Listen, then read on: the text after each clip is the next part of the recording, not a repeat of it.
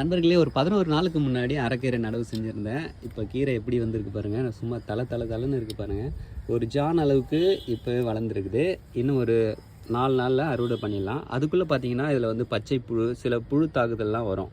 அப்போ ஓட்டையாகிடும். இந்த டைமில் பார்த்தீங்கன்னா நம்ம பத்தியில கசாயம் வந்து தெளிக்கலாம்.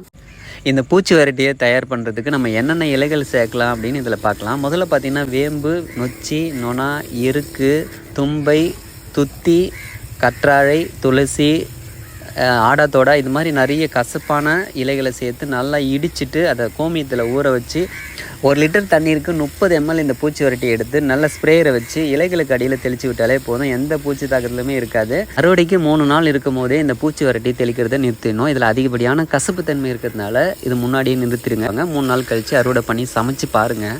அவ்வளோ டேஸ்ட்டாக இருக்கும். உண்மையிலேயே நம்ம மாடி தோட்டத்தில் ரொம்ப சுலபமாக இவ்வளோ டேஸ்ட்டான ஒரு கீரைகள் ஈஸியாக வருது பாருங்கள். நீங்களும் ட்ரை பண்ணி பாருங்கள். நன்றி.